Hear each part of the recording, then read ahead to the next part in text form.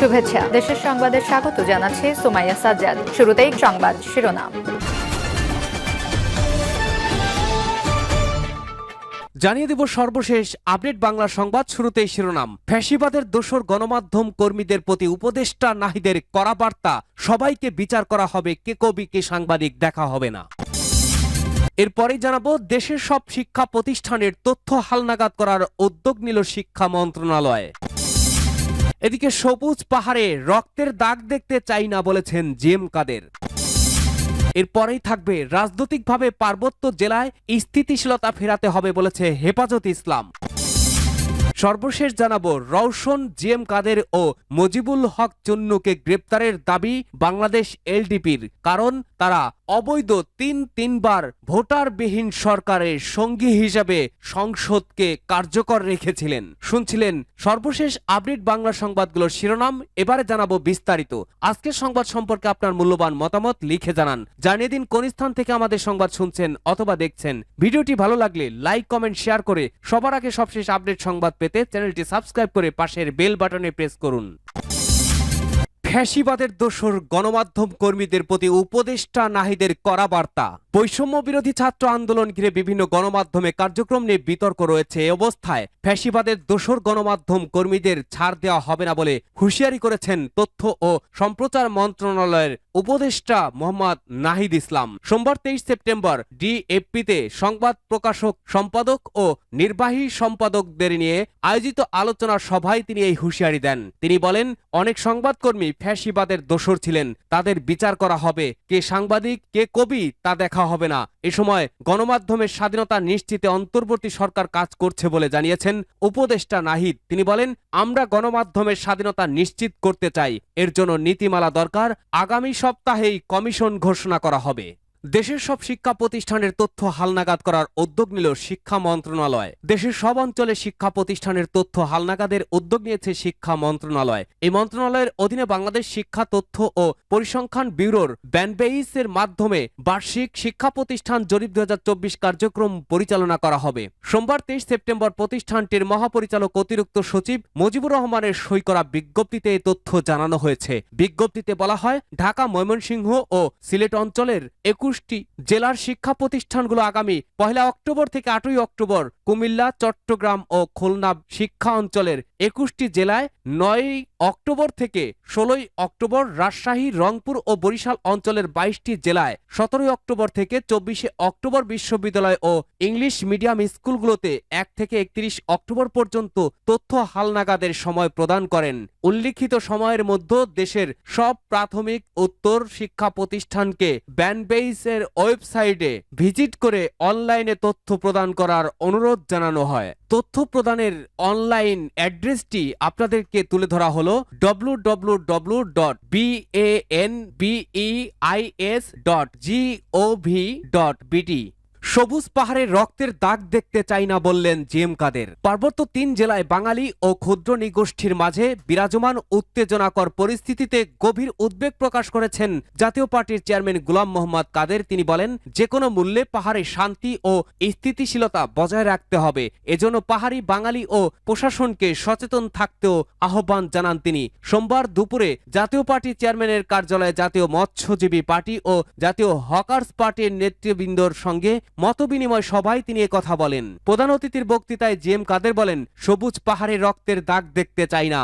আমরা সবাই বাংলাদেশি, আমরা ঐক্য ও সম্প্রীতিতে বিশ্বাস করি। আমরা পার্বত্য এলাকায় পর্যটন, শিল্প ও অর্থনৈতিক সম্ভাবনাকে নস্যাৎ হতে দিতে পারি না। সব পক্ষকে ধৈর্য ও সহনশীলতার সঙ্গে পরিস্থিতি মোকাবেলা করতে আহ্বান জানাই। রাজনৈতিকভাবে পার্বত্য জেলার স্থিতিশীলতা ফেরাতে হবে বলেছে হেফাজতে ইসলাম। পার্বত্য চট্টগ্রামে শান্তি ও স্থিরতা ফেরাতে সম্মিলিত রাজনৈতিক উদ্যোগ নেওয়ার আহ্বান জানিয়েছে হেফাজতে ইসলাম বাংলাদেশ। সোমবার 23 সেপ্টেম্বর এক বিবৃতিতে এই আহ্বান জানান হেফাজতে ইসলামের আমির আল্লামা শাহ মহিবুল্লাহ বাবুনগরী ও মহাসচিব মাওলানা সাজেদুর রহমান। বিবৃতিতে তারা বলেন, পার্বত্য জেলায় চলমান অস্থিরতাকে আমরা বাইরের আধিপত্যবাদী ষড়যন্ত্রের ধারাবাহিকতা হিসেবে দেখছি। এই অস্থিতি অস্থিতিশীল পরিস্থিতি শান্ত করতে আমরা অন্তর্বর্তী সরকারকে সম্মিলিত রাজনৈতিক উদ্যোগ গ্রহণের আহ্বান জানাচ্ছি। অভিজ্ঞ রাজনৈতিক দলগুলোর সাথে বসে পরামর্শ করুন। পার্বত্য জেলার নিরীহ বাঙালি ও উপজাতি সবাই আমাদের ভাই বোন, সবাই বাংলাদেশি। তাদের মধ্যে সমঝোতা ও শান্তি প্রতিষ্ঠায় সেখানকার স্থানীয় দেশপ্রেমিক রাজনৈতিক দলগুলোর সাথেও আলোচনায় বসে সমন্বয়পূর্ব কার্যক্রম পদক্ষেপ নিতে হবে। হেফাজতে ইসলাম বাংলাদেশের নেতারা বলেন, পার্বত্য অঞ্চল নিয়ে দেশি বিদেশি চক্রান্তের বাস্তবতায় এটি আমাদের রাষ্ট্রীয় অখণ্ডতা ও সার্বভৌমত্ব রক্ষার প্রশ্ন হয়ে দাঁড়িয়েছে। পার্শ্ববর্তী রাষ্ট্রের উস্কানি ও গোপন সহায়তায় পার্বত্য সন্ত্রাসী গোষ্ঠীগুলোর বাংলাদেশ বিরোধী কর্মকাণ্ড জিরো টলারেন্স নীতিতে দমন করতে হবে। সার্বভৌমত্বের প্রশ্নে কোনো ছাড় দেওয়া যাবে না। প্রয়োজনে দেশের শত শত দেশপ্রেমিক ইমানদার যুবক বাংলাদেশ সেনাবাহিনীর সহায়তায় পাশে থাকবে। তারা বলেন, বাংলাদেশ স্বাধীন হওয়ার পর শেখ মুজিব কর্তৃক বাঙালি পরিচয় অন্যান্য নৃগোষ্ঠীর ওপর চাপিয়ে দেওয়ার হঠকারিতা থেকেই পাহাড়ে অশান্তি শুরু। কিন্তু পরবর্তীতে মরহুম জিয়াউর রহমানের দূরদর্শী নেতৃত্বে রাষ্ট্রীয় পরিচয় হিসেবে বাংলাদেশি জাতীয়তা গৃহীত হওয়ার মধ্য দিয়ে পার্বত্য জেলার উপজাতিরা আত্মপরিচয়ের সংকট থেকে মুক্তি পায়। আমাদের সংবিধান প্রত্যেক নাগরিকের নৃতাত্ত্বিক পরিচয় স্বীকার করার পাশাপাশি কোটা ব্যবস্থার মাধ্যমে পাহাড়ি জাতিগুলোকে দেশের মূলধারার জনসমাজের সাথে সংযুক্ত করার ব্যবস্থা করেছে। অথচ পাহাড়ি বাঙালিরা সুবিধা বঞ্চিত সত্ত্বেও কোনো কোটা সুবিধা তাদের দেওয়া হয় না।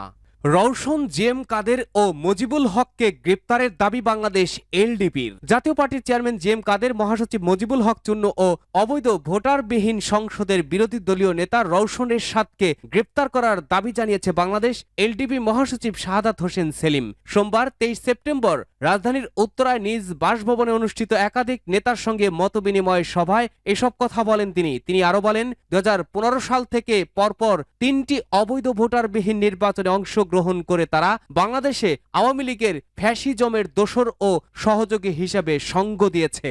বাংলাদেশ এলডিপি মহাসচিব ও 12 দলীয় জোটের মুখপাত্র শাহাদাত হোসেন বলেন, গণমাধ্যমে জাতীয় পার্টির ফ্যাসিবাদ তোষণ ও সুবিধা গ্রহণের বিষয়ে নানা রকমের আবেগী ব্যাখ্যা দেওয়া হচ্ছে। মূলত দেশে আধিপত্যবাদী শক্তিকে নির্মূল করতে হলে ফ্যাসিজমের সরাসরি সহযোগী জাতীয় পার্টির নেতাকর্মীদের বিচার করা ছাড়া কোনো বিকল্প নেই। অন্তর্বর্তীকালীন সরকারের উদ্দেশ্যে তিনি বলেন, অবিলম্বে বিগত 3টি গণবিরোধী ভোটারবিহীন নির্বাচনের প্রধানতম সহযোগী জিএম কাদের, রওশন এরশাদ, মুজিবুল হককে গ্রেপ্তার করতে হবে। রাশেদ খান মেনন, হাসানুল হক ইনুকে যদি গ্রেপ্তার করা হয় তাহলে এই দোসররাও বাদ যাবে না। দেশের ইতিহাসের সামনে উপমা তৈরি করতে হবে, ফ্যাসিজমকে সহায়তা করলে জনগণ এর বিচার করে। তাছাড়া তিনি বলেন, চক্রান্ত এখনো থেমে নেই। ঘরে বাইরে বন্ধুর চেহারা পরিচয়ে শেখ হাসিনার দোসররা সামনে উঠে আসছে রং পাল্টানো ব্যক্তিরা। সরকার ও রাজনৈতিক দলগুলোকে সতর্কতার সঙ্গে এইসব মোকাবেলা করতে হবে। মতবিনিময়ে বাংলাদেশ এলডিপির সিনিয়র সহসভাপতি সৈয়দ ইব্রাহিম রৌনক, অতিরিক্ত মহাসচিব তমিজউদ্দিন টিটু, সিনিয়র যুগ্ম মহাসচিব এম এ বাশার সহ সিনিয়র নেতারাও উপস্থিত ছিলেন।